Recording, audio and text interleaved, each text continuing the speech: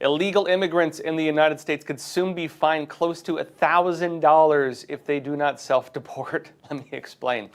Now, there's an existing law from 1996, has just not been enforced, but basically it's going to let Homeland Security fine illegal immigrants when they do not self-deport, even retroactively collecting fines.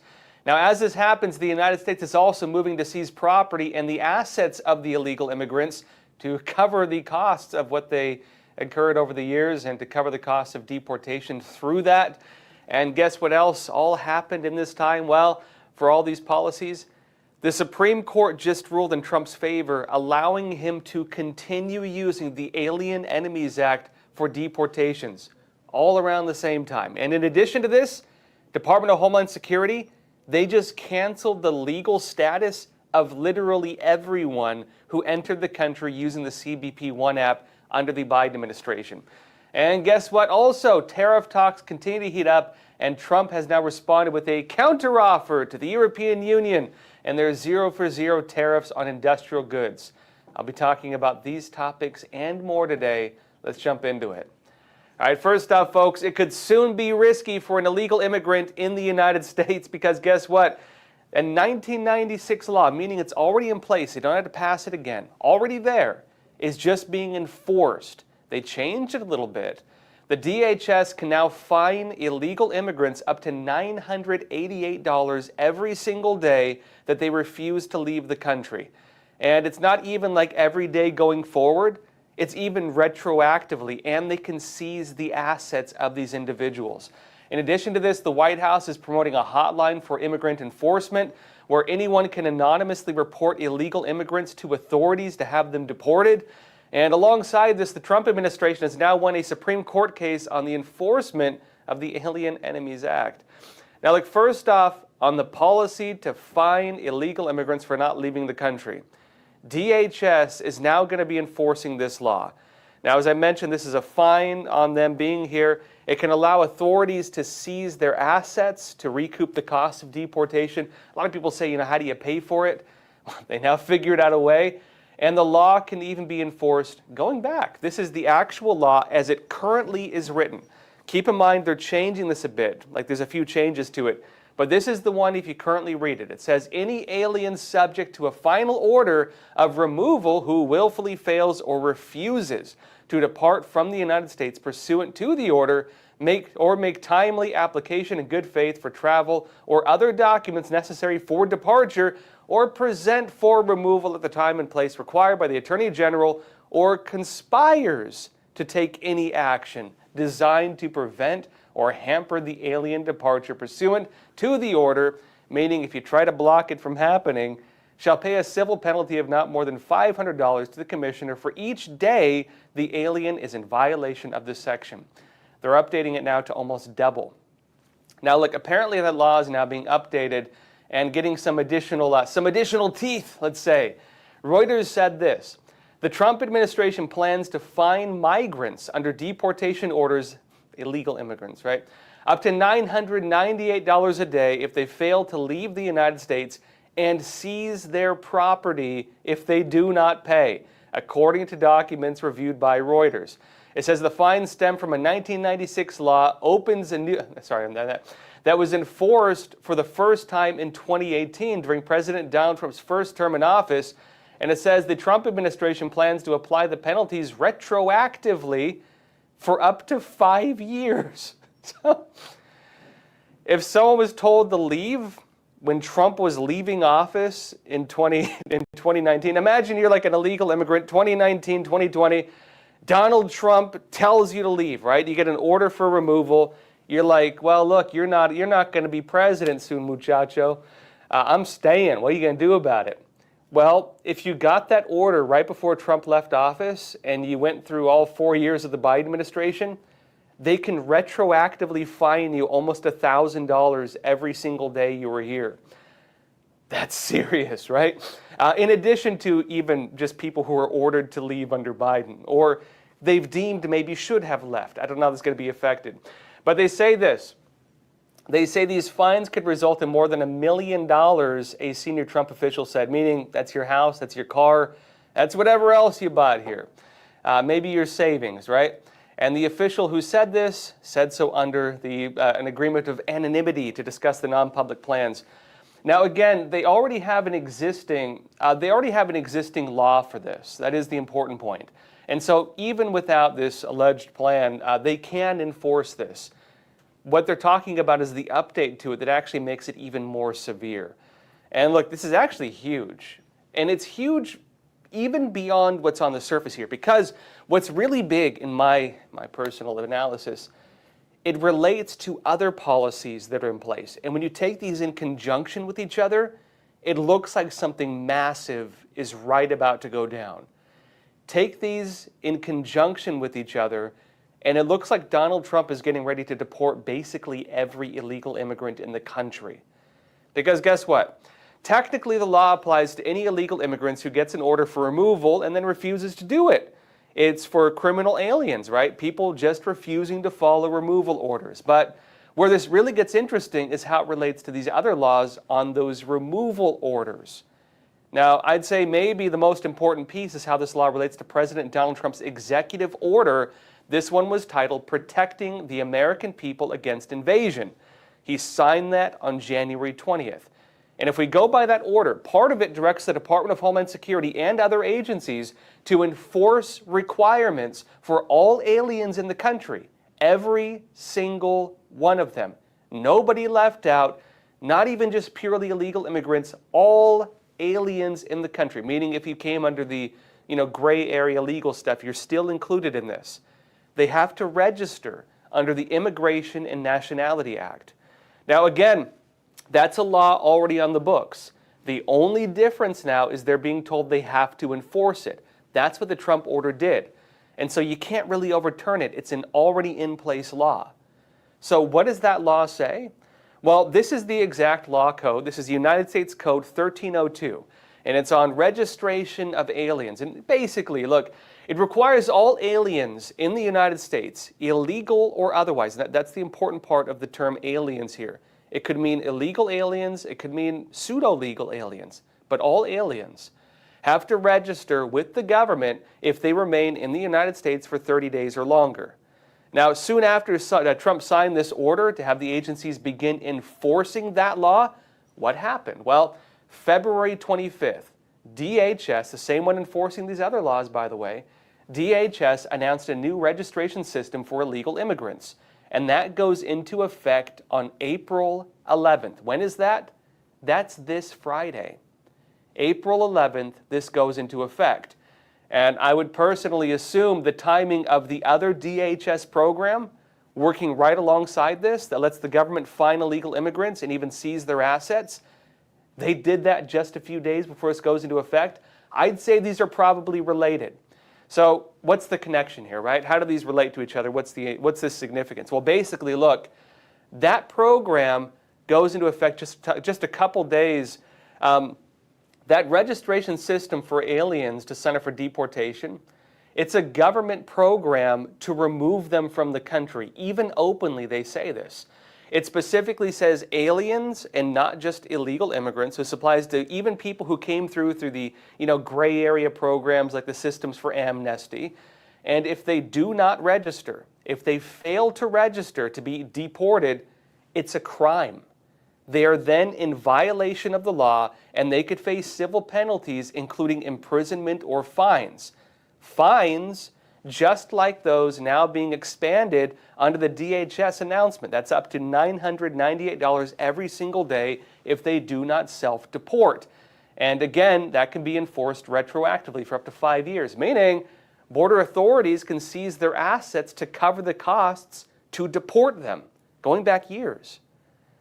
Think about this, right? This new fine applies to people who've been given orders to deport. Every single one of them. This new law going into effect on Friday basically gives an order to deport for every single alien in the entire United States. It's an order to self-deport if they sign up for it, because that's what it says. It says basically sign up to be deported. And if they fail to do it, they're then criminals in addition to a deportation order. This is a system setting the ground to enforce the $998 a day law. These two work together. And this is going to be, I mean, I don't know how they're going to enforce this, but this is going to be massive. This Friday that goes into effect. And this could potentially work as a system to also cover the costs of border enforcement. And, otherwise, which is costly, right? Buses and flights, not to mention, different government agents who have to do this stuff. It's very expensive to deport illegal immigrants. And that's on top of creating a very serious risk for anyone who doesn't comply to this. Not only do they face fines if they don't deport, they could also face imprisonment. They could go to jail for this. They could face a lifetime ban on re-entering the United States if they do not self-deport when given the order. They can never in their entire lives come back to the United States if they refuse to self-deport. That's how big this is. The Trump administration, they also repurposed the CBP One app, and they relaunched it as a CBP Home app right alongside all of this, almost within the same time frame. So basically, that's a tool people can use. If they're terrified, they can download that app and they can arrange their departure, because the technicality of the new law they have, the one with the fine, is it applies only if they're not taking steps to deport. And so that would be a step to deport, we would assume, right? And look, guess what else happened? This isn't even just all of it. There's more to it. The DHS, remember DHS is in charge of all these programs so far. DHS just canceled the legal status of every single person who came into the United States using the CBP One app. The Hill said this: the Department of Homeland Security, DHS, is terminating parole protections for people who entered the country through the CBP One app, revoking legal status for nearly 1 million migrants, right, who came to the U.S. during the Biden administration. Roughly 985,000 people used the app to make appointments at a port of entry at the border, with those who entered often permitted to seek asylum and give temporary work authorization. And they say, quote, the Biden administration abused the parole authorities to allow millions of illegal aliens into the U.S., which further fueled the worst border crisis in U.S. history under federal law. Secretary Kristi Noem, in support of the president, has full authority to revoke parole. Canceling these parolees is a promise kept to the American people to secure our border and protect national security, the DHS said in a statement.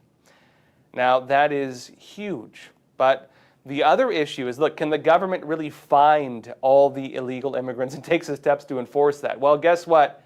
That ties into another tool that they've now launched. You see what I'm setting up here? It's not, the significance of this isn't just one piece, it's the whole picture. And they're doing this at the same time. The White House, they posted a tip line for ICE, immigration enforcement. And using this tip line, people can now report illegal immigrants. It's open literally 24 hours a day, 7 days a week, toll-free. And they also posted this on April 6th. And guess the timing of that? Just in time for the program to find illegal immigrants, right when they're announcing all these other programs. The timing is 1, 2, 3, right after the other. And just days before also, the launch of the registration program for deportations, which again is this Friday. It all starts this Friday. Now, in addition to the toll-free tip line, ICE, they already had in place a form where you could just file tips, right? And it allows for anonymous submissions. You don't have to give your name. Now, look, normally this would be available for people to report illegal activity. If you wanted to, if the guy who lives next to you is like blasting mariachi music at night and you're getting annoyed and you want to deport him, right? He has to be a criminal for you to do that. Normally, I don't know if they changed it, but the language of it now doesn't have that. You can do it anonymously, and you can report things like, child exploitation, transnational gang activity. But if you look at the boxes now on categories you're reporting, they also now include fugitive, criminal, alien. But guess what else? Under the other box, it now says illegal immigration. They've made it so you can report illegal immigration now as a crime. And remember, in the past, that was not really regarded as a crime. Now it's checked as a crime, and you can report people for deportation using that tool. So look, taken together, what does this all mean? Well, basically, here's what it is. Starting this Friday, April 11th, every single alien in the United States, every one of them, is going to have to register for deportation. Now, we'd assume there's going to be some gray area to that, but remember, the definition of an alien is you've overstayed your visa, even if you came in through legal means. This includes not even just purely people who just, snuck over the border. This includes every gray area of illegal immigration, all of it. If they do not register, they face imprisonment, they face fines, they can result in their assets being seized to cover the costs up to $1 million. This also means that any alien who does not sign up for deportation will be deemed a criminal, and they will never be allowed to come back to the United States for as long as they live. And there's now a free hotline online and a form for anybody who wants to anonymously report any of these individuals at any time.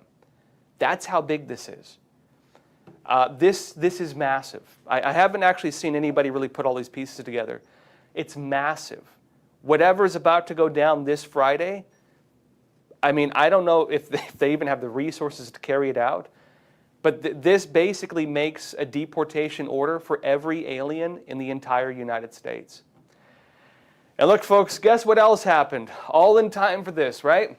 Well, the Supreme Court just ruled in Trump's favor, allowing him to continue using the Alien Enemies Act for deportations. Now, technically, this only applies to gang members with Venezuela's Tren de Aragua, but it also lets Trump use wartime powers for deportations. Epoch Times said this: a federal judge whose orders preventing the Department of Homeland Security from deporting suspected gang members were recently vacated by the Supreme Court has canceled a hearing that could have led to an extension of the orders. U.S. District Judge James Boasberg, in a minute order on April 8th, cited the Supreme Court's action in canceling the hearing, which was scheduled for Tuesday in Washington and slated for arguments in favor of and against entering preliminary injunction against the government. It says justices on Monday said that temporary restraining orders, TROS, entered in March by Boasberg against the federal authorities were being vacated because the case was brought by Venezuelan nationals in Washington, even though they were being held in Texas. The allegation, again, that some people do judge shopping. And even if they're under one jurisdiction, they might try to file in another jurisdiction because they believe a judge somewhere else might be more favorable to what they want. It says justices said illegal immigrants detained under President Donald Trump's Alien Enemies Act declaration, which said that the Venezuelan gang Tren de Aragua is working with the Venezuelan government to invade the United States, that was the basis of that order, can challenge their detainments. They have some legal basis, but it says only through habeas corpus petitions brought in venues where they're detained. This significantly reduces their ability to challenge deportation orders, but it does include one by habeas corpus, right? Now look, DHS Secretary Kristi Noem, DHS yet again, right? She responded to the ruling in a post on X. She stated, "It is a bad day to be a terrorist and criminal alien in the United States of America. Today's SCOTUS ruling is a victory for common sense security. An activist judge cannot stop the will of the American people for a safe and secure homeland." And she said, "We will continue to enforce our immigration laws and restore sanity to our immigration system by using all appropriate authorities, including the Alien Enemies Act." She said, "Thank you, Donald Trump, for your leadership." Now, like, that ruling does go against some of the Trump administration's authority, right? Basically, it means that they can't just round up known gang members and, send them off to El Salvador. The suspects being rounded up will have some degree of due process, habeas corpus, that's about it. But it also upholds Trump's act of using this. It upholds Trump's ability to use the military for deportations. And again, when you deal with gangs and gang affiliates, understand that most of these, again, illegal immigrants have come to the United States with some degree of help from human traffickers. I don't know how broad they're going to enforce it, but it could be pretty broad.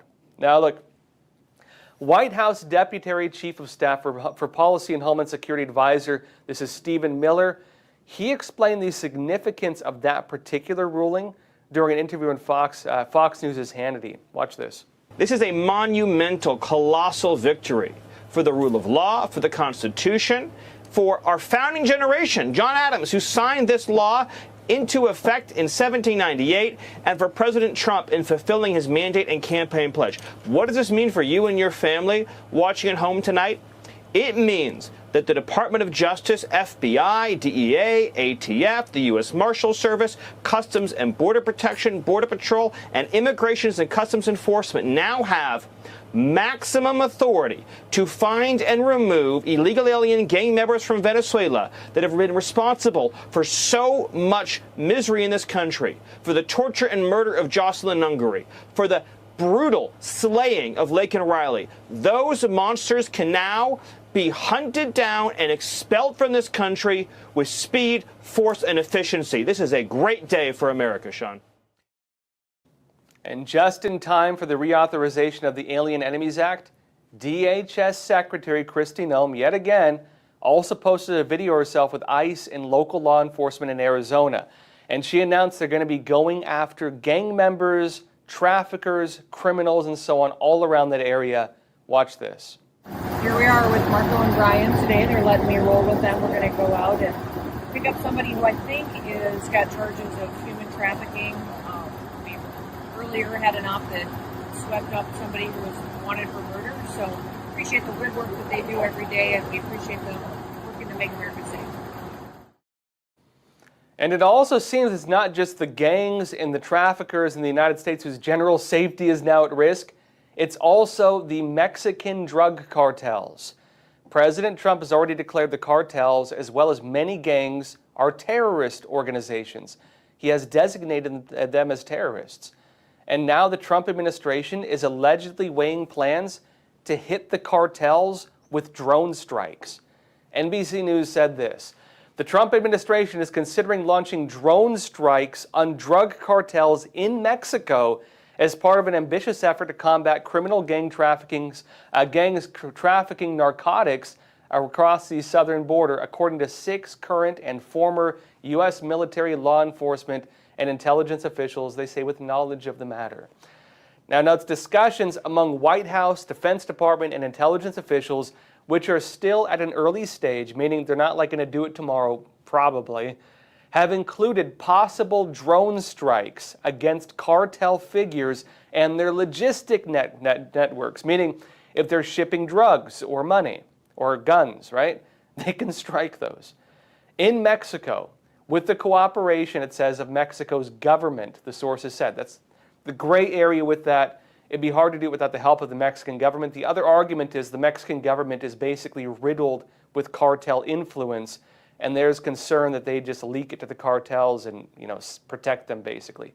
We'll see how that plays out. But still, it says, the administration has made no final decision and reached no definitive agreement about countering the cartels.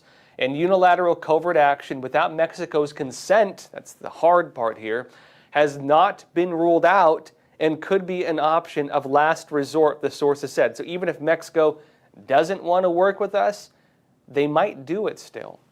They say it's unclear whether American officials have floated the possibility of drone strikes with the Mexican government. Maybe they'll tell them when they do it, right? It says if Mexico and the United States proceed together with drone strikes or other action, it would not be the first time they have launched a joint effort to take on the cartels, nor would it be the first time that American military and intelligence worked in concert with Mexico's law enforcement and army. Now look, folks, heavy stuff. In other news, though, HHS Secretary RFK Jr., he's taking new steps on his whole MAHA agenda, Make America Healthy Again, and he's going to tell the Centers for Disease Control and Prevention stop recommending fluoride in drinking water all across the United States. Epoch Times said this. It said, Kennedy disclosed the plans to the Associated Press on April 7th during an event in Salt Lake City, where he was joined by Environmental Protection Agency Administrator Lee Zeldin as part of a Make America Healthy Again tour. It says the EPA said on April 7th It is reviewing new scientific information on potential health risks of fluoride in drinking water. Keep in mind the significance of that. What was RFK Jr.'s first move in his position? To launch new investigations and reviews of all these alleged harmful chemicals. There's been a lot of pre-existing stuff on this. They did a new investigation, and this is based on new information. Wonder what that is. It says the agency has the authority to set the maximum levels of fluoridation in public water systems. Maybe they can't get rid of it altogether. Maybe they can, but they do have some of that power. And it says Kennedy is an outspoken opponent of fluoride in water, calling it an industrial waste and dangerous neurotoxin on the presidential campaign trail in 2024. And it says, although the CDC's recommendations are generally followed, state and local governments determine whether their communities add fluoride to water. That addition cannot surpass the maximum number established by the EPA, which is currently 4 milligrams per liter, meaning if RFK through the EPA limits that to, like, I don't know, 0, well, then they have to get rid of it. They can't go above that. It notes in 2011, the EPA decreased the amount of allowable fluoride in water following a report from the National Academy of Sciences that discovered that some thyroid and arthritic systems might occur under maximum limits at the time. Meaning if they followed the maximum allowed limits, it could have caused you some health problems. Now look, we'll have to see how far RFK Jr. actually takes this. It seems like some fluoride could soon be out of our drinking water. Now, he had said before when he was on the campaign trail and early on that he might not ban it outright, but he did say if governments in different areas still put it in drinking water, if they move to get rid of it, they could sue them for what they're doing. They could actually maybe go after them for maybe even criminal charges. Not so much on violating this order, because they can only limit it, but because if they find that it's unhealthy for people or dangerous and they continue doing it and there's available scientific information, they can actually go after these officials with it. He had said previously he would consider doing that. Now look, in other news, the U.S. stock market, it's been a bit all over, right? It made a very large rebound from basically a red wall, then it was a big sea of green, right? It's facing trouble again because China has now imposed like 84% tariffs on the United States, and we're in a full-blown trade war now, folks. But I'll be talking about more of this after we come back from a quick break. Experts agree. One of the best ways to protect against financial uncertainty is to diversify your portfolio. Learn how physical gold and silver can secure your retirement funds from today's economic challenges with a gold IRA from American Hartford Gold. You can safeguard your wealth with no penalties or taxes when you transfer your current qualifying retirement accounts. Call now and our precious metals specialists will send you a free information kit, no cost or obligation. American Hartford Gold, a trusted industry leader with an A+ from the Better Business Bureau, has a 5-star rating from thousands of happy clients. Whether you are getting physical precious metals in a gold IRA or delivered to your doorstep, we offer only the highest quality gold and silver. For your peace of mind, we also offer a no-fee buyback commitment, a low-price guarantee, along with free shipping and free insurance. So don't wait. Call the number on your screen today and secure your financial future.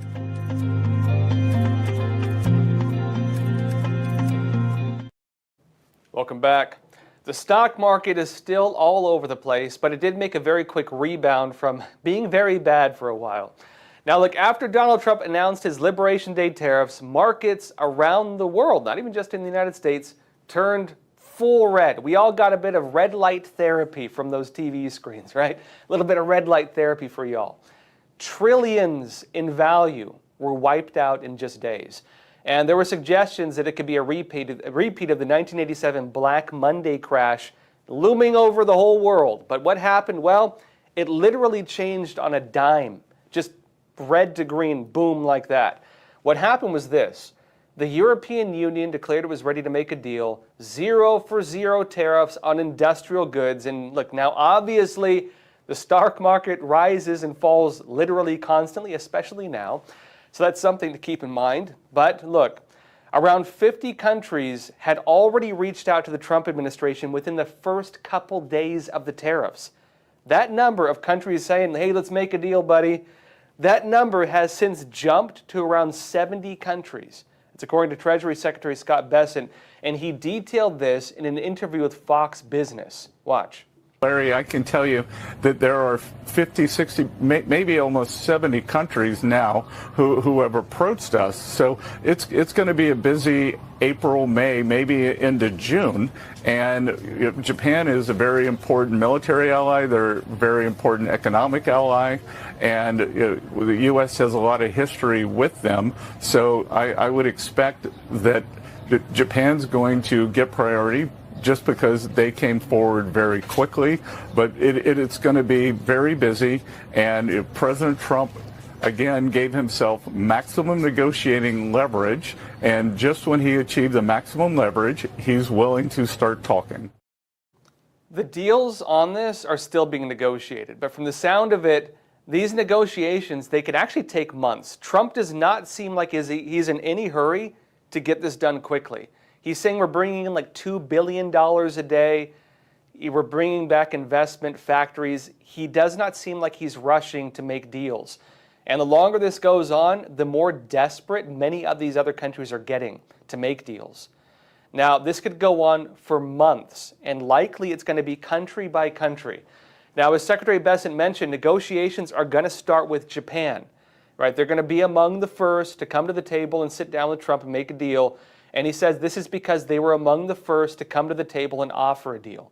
First come, first serve, and if you wait too long, you're going to be in the back of that very long line paying America a lot of money every single day. Now, with the negotiations overall, it's not clear yet whether this could actually cause the United States to drop all tariffs on some countries. Maybe, again, it's going to be country by country, and there's varying degrees in place. But Trump seems to have two main goals with this. Goal one, to not trade at a loss, right? We're not going to trade at a loss anymore. We want a good deal. At the very worst, we're going to have an equal deal. That's what Trump is actually saying. Good deal, meaning maybe we'll make out better. The worst case is no loss, no gain. Nobody loses, nobody gains, equal deal. And second, deal number two, right here, bring back American manufacturing. And look, if other countries are putting tariffs on us and we barely have manufacturing at all, it doesn't affect us that much. That's what Trump has been saying too. We're not going to trade at a loss with this country of like $200 billion a year anymore. Whatever shall we do? That's the narrative right now. Now look, that doesn't, of course, we're dealing with some like multinational corporations. They're not doing so hot. But this is going to have to change the way they do business. You're going to watch them shift their factories around probably. But Trump also doesn't seem like he's jumping on just every deal either. He is taking his time. He's not rushing to the deal table. He's not saying, oh, thank goodness you came, like a store owner welcoming in the first customer. He's not doing that. He is being tough on these people. In response to the European Union, when they offered 0 for 0 industrial goods, and remember the context of this, red light therapy, folks. The TV screens were pure red of all the bad markets. Everything was in the red except for like one little green dot in the middle. They were being, this was again launching attacks on the Trump administration. People are saying that Trump is effectively crashing the entire global economy. He's going to send us into a death spiral. Trump says, quit being panicans. He termed a new word, panicans, which he says is the party of people who panic. Chill out, let them come to us, and that's what he's doing. Trump has now come forward to Europe. When they came to the table and turned the red to green, Trump did not jump on it. He came forward with a counter offer to Europe, and he said that European Union would have to buy $350 billion worth of American energy if they want reliefs on tariffs. Watch. The European Union's been very bad to us. They don't take our cars, like Japan in that sense. They don't take our agricultural product. They don't take anything practically. And yet they send millions of cars in a year. It's not going to be that way. It's got to be fair, reciprocal. It's got to be fair. It's not fair. We have a deficit with the European Union of $350 billion. and it's going to disappear fast. And one of the reasons and one of the ways that that can disappear easily and quickly is they're going to have to buy our energy from us because they need it. They're going to have to buy it from us. They can buy it. We can knock off $350 billion in 1 week. They have to buy and commit to buy a like amount of energy. And we have that, we have more energy than any country in the world. I don't know if you know. Now, look, that's a big deal. You know why? Where does Europe get a lot of its energy right now? Russia, Nord Stream. They buy some, of course, like from, Middle Eastern countries and so on. They don't produce a lot of it. They went all in with the whole, Green New Deal stuff, and it sabotaged their electric grids. It's not sustainable. And they know it. They have to buy a lot of their energy from Russia. Canada right now, which used to basically sell a lot of energy to the United States, it's one of their biggest economies, by the way. They're losing out. America, Trump saying drill, baby, drill. He's going all in on it. And he wants America to become the new Saudi Arabia with selling energy to everybody. He's going to make them buy from us as a term on this, which means they're not buying from Russia. They're not buying from Nord Stream. They're not making a new deal with Canada. They're buying from the United States. That's what he's offering to them. Now, we'll see if they take it or not, but that's what he's offering. Now, look, notably missing from the negotiating table, though, because most countries, most of the big ones at least, are coming forward, the Chinese Communist Party is doing the opposite. And they're now being hit with what I would say are just detrimental tariffs. A total of 104% tariffs when you take them all together. Now, the CCP, rather than say, hey, Donald, I'm not going to live if you do this to me, they doubled down again, and they've now put 84% tariffs on the United States. They've increased their tariffs on the United States from the 34%, an additional 50%. They're going all in. They're playing every card they have. The statement from the CCP right now is the exact opposite of a counteroffer. The regime right now is declaring they are going to fight the tariffs, quote, to the end. And I'd have to agree. We will probably watch the CCP try to fight the United States on the tariffs until the very end of the CCP, which could be very soon, actually. In fact, as of this morning, China said it plans again to raise tariffs on U.S. goods to 84%, previously 34%. Now, why does this all matter, folks? This is leading to some debates on whether the trade war with the CCP and taking back the factories and the investments that have for decades been flowing to China, maybe this is one of the key goals of the tariffs. Maybe this is why Trump's doing it. And importantly, a trade war with the CCP could not just be one-on-one. If you were to resolve the damage to American manufacturing, U.S. production over literally decades, going back at least to the 90s, you would need to go after trade policies in every single part of the world. It would have to be a global reset of global trade policies. And guess what? That's what Trump is doing right now. And some people are putting the pieces together. They're saying, is this meant to basically undo the Go to China movement that started in the late 90s? Now, Tablet Magazine said this. They had a big piece on it. They say, as Henry Gao, a law professor at Singapore Management University, wrote in a Monday X thread, emphasis there, as they said, 3 things you need to know about Liberation Day tariffs. 1, it's not about the methodology. The formula has been widely mocked, but that misses the point. The numbers are not meant to hold up in a PhD defense. They're meant to shock, to create leverage.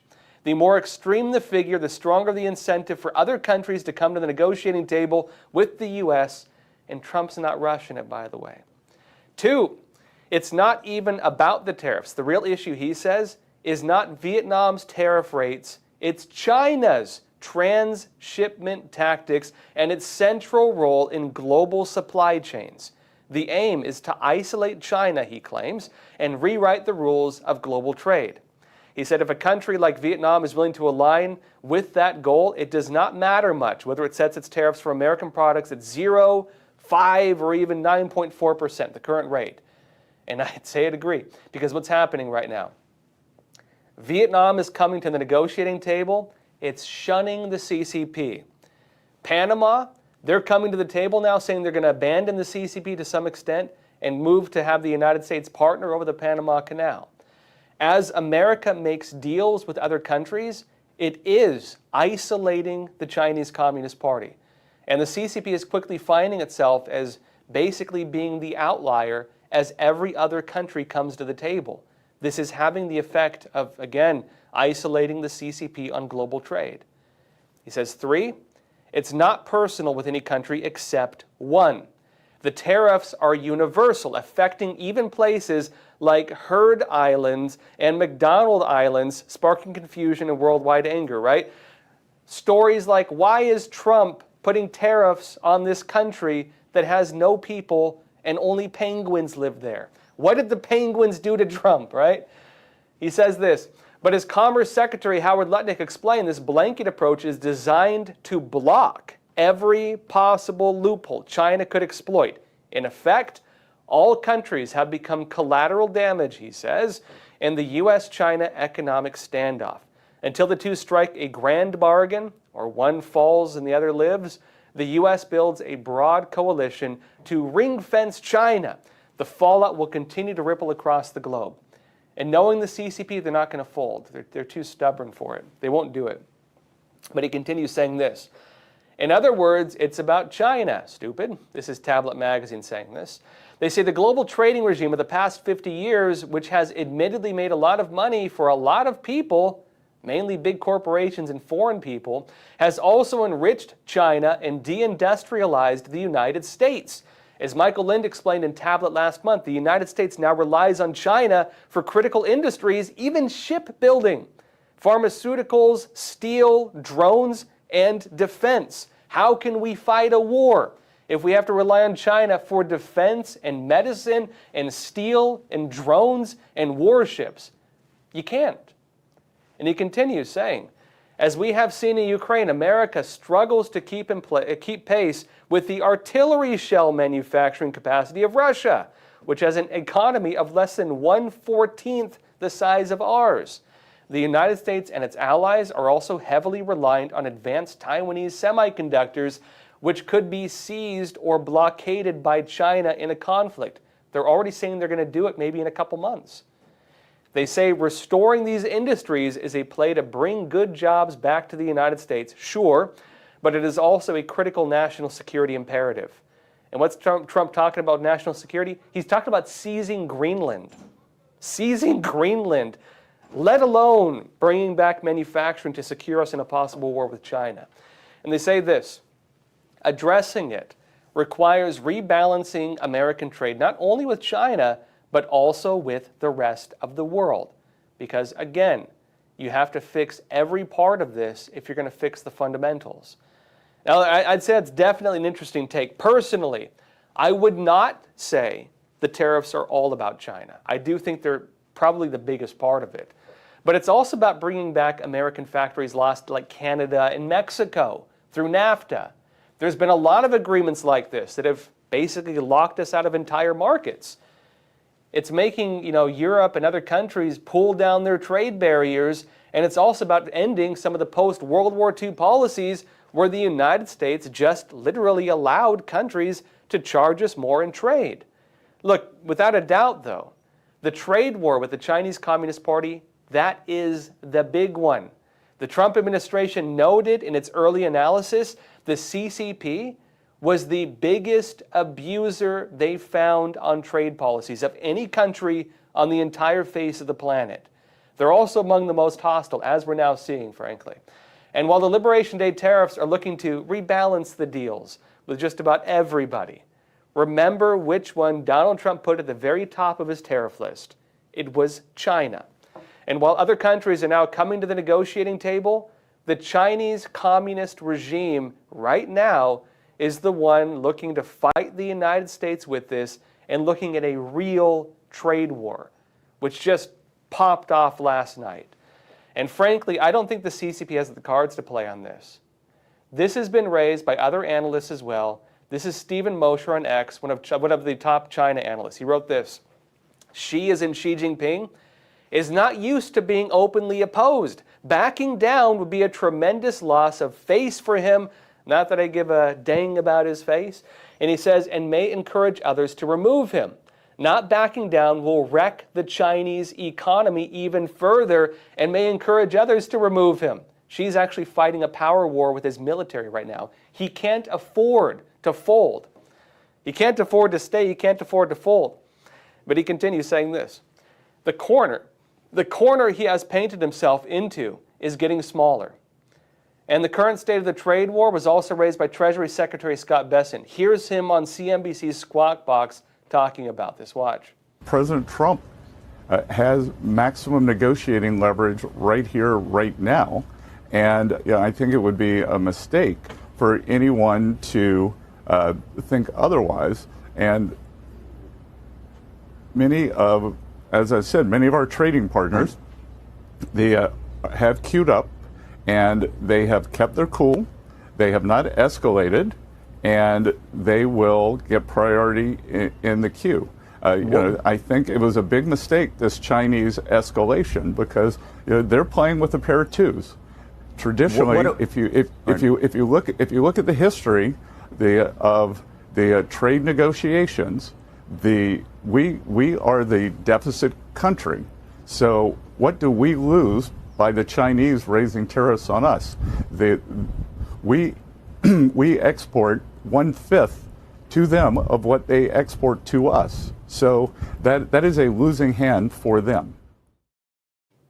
And this trade war, it's also taking this entire issue front and center, including on politics. Senator Tom Cotton wrote on X, quote, China has cheated American workers and businesses for years. They've waged an economic war against us for decades. President Trump is simply leveling the playing field with communist China. And it seems we are really seeing a reset of global trade policies right now. Now, folks, let me know in the comments what you think about all of this. Good idea, bad idea? Should we go all in? Should we fold? Where do you hope the cards fall with this? Also, don't forget to hit the like button. Let's jump into some questions right now. All right, see more butts. You're saying, talking about immigration. Should the kids who came with adults be punished the same as adults? If someone crosses the border at 16, should they be deported as an adult at 20? When I was 15, I had to do what my parents told me to do. But 4 years later, at age 19, I was on my own. I'm having a hard time justifying the deportation of young adults who came here under parental control. Okay, deport the parents. Okay, so when it comes to illegal immigration and the policies for it, I mentioned that they're going to have the registration process. That only applies to people 14 years of age and older. There are some different technicalities if you're under the age of 14, but they're on the registration requirement, they're drawing it at 14. Like, you have to kind of be included with the parents on that. The other issue is, and I know Tom Homan has gotten into some hot water talking about this, but I don't think he cares when they criticize him for it. He's saying, look, if you want to keep the families together, you got to deport them all together. It sounds harsh, but what are you going to do? You're going to have a 12-year-old kid and you deport the parents, and then where's the kid going to live? You're going to have him live in foster care? Like, what are you going to do? That's the other side of the argument. And so the argument is, if you deport the parents, you can't leave the children. Right? How do you do that? Now, you have some issues, of course, with like birthright citizenship and so on, which Trump is trying to overturn as well. But if you have a 6-year-old kid, a 12-year-old kid, a 13-year-old kid, and the parents have to go back to whichever country they came from, and it's not even just Mexico, it's a lot of countries, how are you going to do that? You know what I mean? Imagine all the kids you'd have to take care of in the system. Foster care, what if they get abused? What if they get trafficked? I mean, who knows, right? And then, the kind thing to do for kids whose parents have been deported is create a pathway to bring their parents back. And so the whole deportation system becomes pointless because you got to bring the parents back to take care of the kid because you didn't deport the kid. This is one of the issues that's been raised by, like Tom Homan and stuff. So it does seem to be the case, from what I'm getting, again, 14 years of age or older, under the law that goes into effect on April 11th on Friday, they have to register. And anyone under the age of 14, their parents kind of have to register them. So it does seem they're all going to be deported. Children, adults, all together. The other side of it is the DACA kids. Remember the Dreamers under the Barack Obama? That applied to a certain segment during a certain time frame. And those were basically kids like this who came across with their parents. They've been given not legal status, but they have been given some degree of protection for deportation. Dreamers, again, the technical term for it was DACA, D-A-C-A. There's currently no talk of deporting them. Trump has been asked about them. He's given mixed responses. On one side, he said that he hopes he can find a solution for them, hopes he can find a deal. He says many of them, they've built jobs in this country, they've built businesses. Maybe there's a way to not deport them, but we'll have to see. The issue you have with DACA kids is their parents are illegal immigrants, and if you deport the parents and you leave them here, well, they're probably going to swing the vote if you give them citizenship, I'll tell you that. If my parents got deported, look, I'm about as American as you get, you know what I mean? But, if my parents hypothetically got deported, I'd be kind of mad at whatever government did it. And you'd imagine it's going to affect the way people vote if you give them voting rights and citizenship, which would be the only option to keep them here. The other possibility is the old golden ticket. Trump is floating the golden visa. In fact, he actually showed one to reporters on Air Force One the other day. The golden ticket, Trump's golden ticket. You can buy a visa now for I think it's $5 million. And the reporters are like, who is that one going to? And Trump's like, me. He's like, I bought it. You can buy the old golden ticket now. It does seem to be the case, though, that even with the deportations, people who go through the route, if on this Friday people register to be deported, I know it sounds rough, but this is what the law is doing right now. If they do register, they are creating a pathway back. And, look, this is going to be important, I would say, because what's going to happen with America right now? Trump wants to just make a boom in American manufacturing. He wants to bring factories here. He wants to bring businesses here. What do you need to make a factory work? You need workers. You need workers. Do you think your average American is going to want to go and make Nikes in a factory from 9 to 5? I don't know. Some, maybe. A lot of them, maybe not. And so they're going to need workers. And I'd imagine once the factories get rebuilt, they're probably going to have a lot of legal pathways for immigration. I would imagine they're going to do that. The people who do not register to self-deport or whatever else, they're the ones who are facing lifetime bans from ever coming back to the United States for literally as long as they live, which is pretty dang harsh. In addition to having their assets seized to pay for their deportations. It's honestly kind of brutal. It is very harsh. But again, that's the path they're taking with it. Alfred's mom, you're saying China's aggression is unbelievable. Yeah, you know what it makes me think of? So, understand where Xi Jinping is at, right? The head of the Chinese Communist Party. The CCP's economy, even with every form of exploitation literally known to man, was barely scraping by. They're taking advantage of de minimis, they devalue their currency, they get other countries in debt traps, they do construction projects in other countries. It's bad deals literally for everybody. They have tainted products where they cut corners, just poorly made garbage basically, poisonous products. They have products with back doors in them. There was a finding recently that even some of those Chinese robot dogs have unknown back doors in them. Chinese electronics, Chinese USB drives are known to have back doors. Chinese smartphones are known to have back doors, meaning that Chinese agents could potentially access them. They do cheap manufacturing in almost every country on earth. They have state-subsidized companies that go to companies in Europe and Australia and Asia and because they don't have to make a profit, they undercut all the competitors, put the competitors out of business, and then create monopolies, and then control the country's GDP. They do this everywhere. They take advantage of every single law, every single loophole. They even violate everything they can, if it's allowed. That's in addition to intellectual property theft, where they have full-scale, literal military operations, where Chinese military hackers and even insider spies steal intellectual property from the United States, develop the product in China, file patents in China, including using AI, and then sue American companies for violating Chinese patents in Chinese courts, meaning we can't defend against it. Then they have requirements. If companies go to their country, and they ban a lot of our companies anyways, you have to give them your source code if you're a technology company, meaning you hand over your company, basically. You let them create, they call gray market products, where they build the same thing and then compete with you with this thing they stole from you, and then they kick you out when they don't need you anymore. They've been doing this for decades, and we let them. Now, if you look at the map of manufacturing and business, you'll see that in the 90s, America was the biggest trading partner of most countries in the world.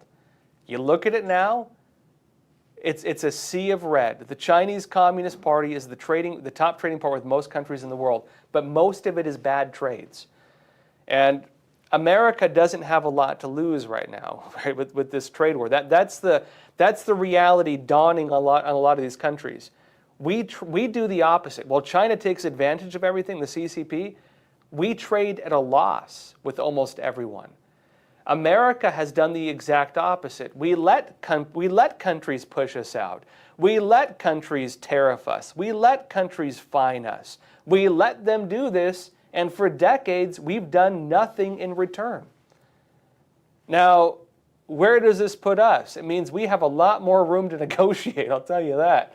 Because while we let them do that, we also pay a lot of their bills. We pay for their defense, we subsidize their policies, we pay into international aid programs and global programs and education programs and medical programs and so on. And we let them fine our companies because despite everything, we're still the top innovators on the face of the planet by a long degree, actually, which has given America basically a monopoly on high tech to a good degree.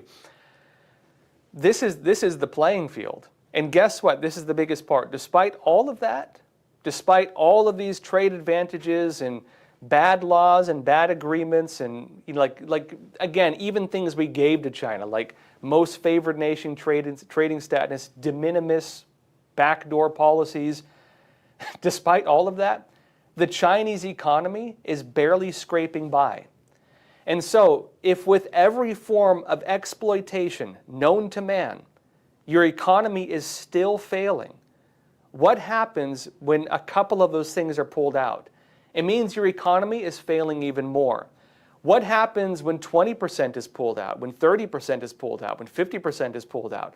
What happens when all those things you were taking advantage of, the doors close and lock shut and you can't use them anymore? It means your economy, which is already failing, is going to collapse. And the CCP, I think the reality is the tariffs are just the tip of the iceberg. The tariffs are the tip of the iceberg. And they know they cannot survive if they lose all these different programs, all these different avenues of exploitation.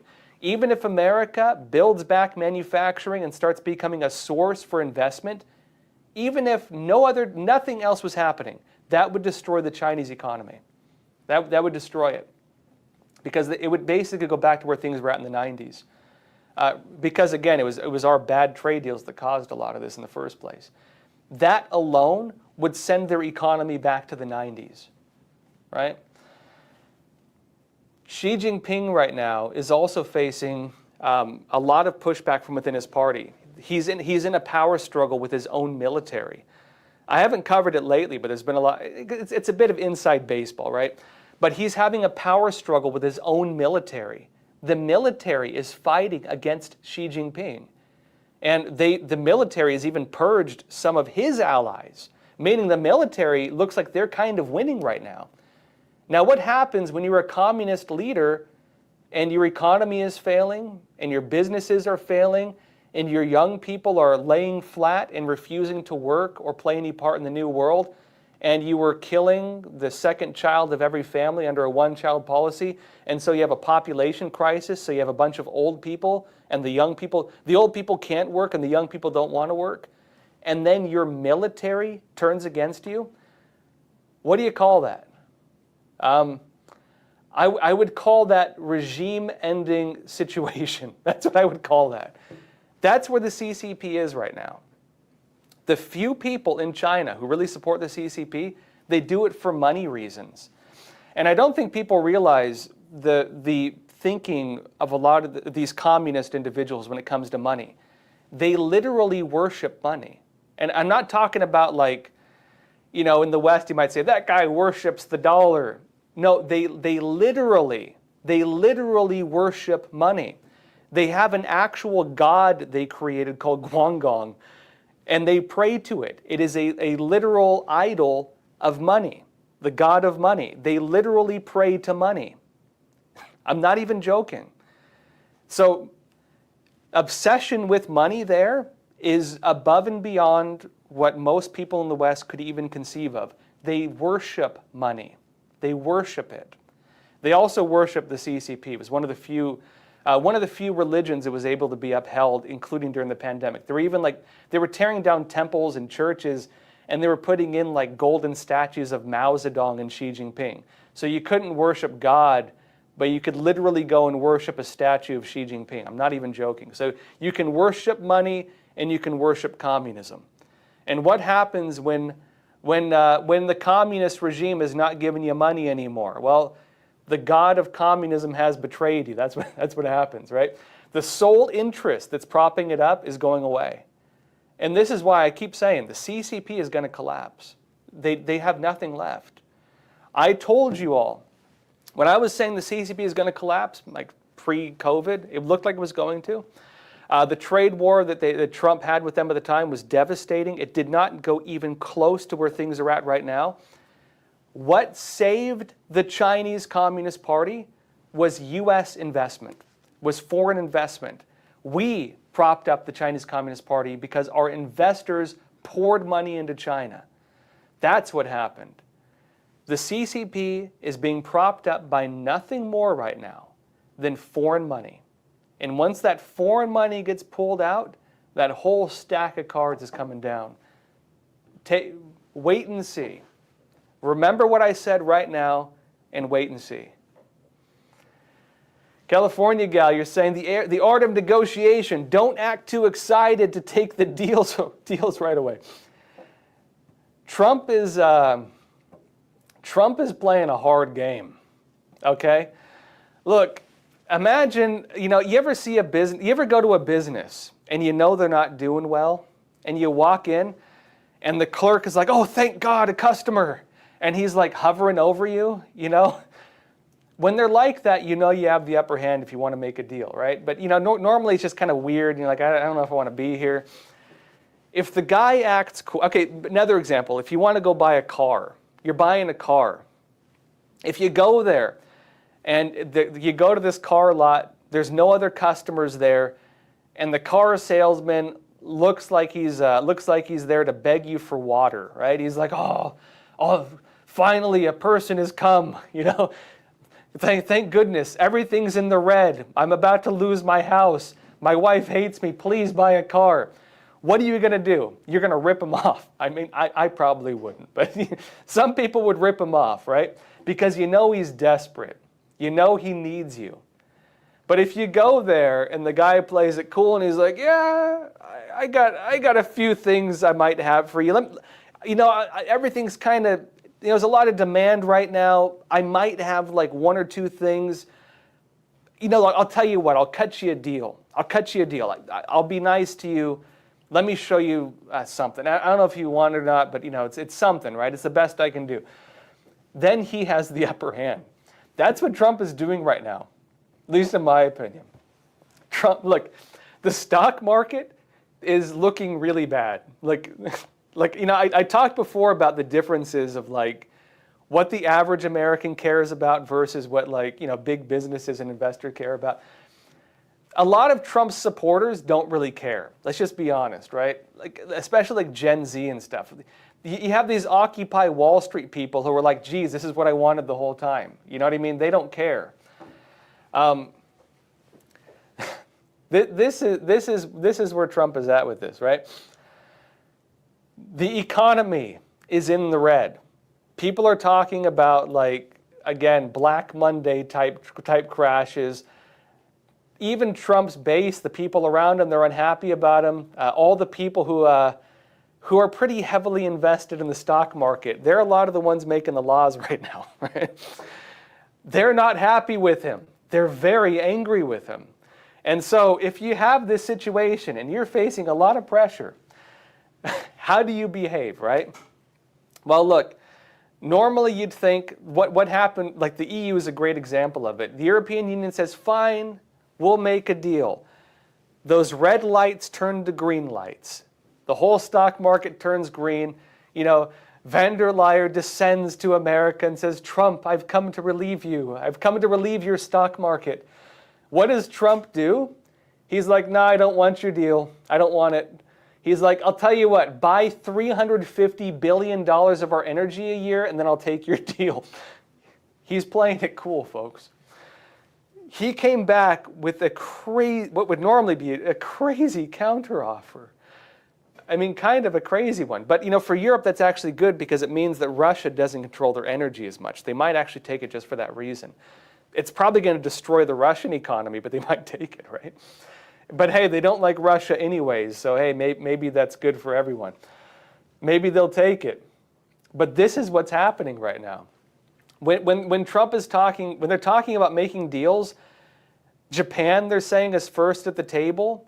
They're not talking about making a deal tomorrow. They're not talking about resolving this in a day or two. They're saying, like, literally months ahead of time. That they're saying the negotiations with one country, and there's 70 now sitting at the table waiting in line, one country is going to take months to negotiate with, potentially. And what does that mean? It means we're making about $2 billion a day, according to Trump. Every day this goes on, the U.S. is making about $2 billion. Global stock markets look like ours. They're not doing so hot. And so Trump is saying, look, we're making out okay. Everybody else is kind of is trying to, watch the walls burn and pretend everything is fine. But you know what? We have all the cards and let it play out. I'm keeping it cool. That's the stance he's taking with these business deals. And by doing that, he's actually keeping the point of authority with the negotiations. He's like, I don't need you. You need me, I don't need you. And that's the message he's sending with it. Let's see, last question. Ashley from California. You're saying we have plenty of steel we can recycle. People need to not believe the fear-mongering. Yeah, recycled steel is a bit problematic. Depending on how you do it. I know it's pretty strong when you do it right, but it's a bit hard. America has a big steel industry. We just don't use it. One of the things Trump is actually looking at, though, is that there was a Japanese company.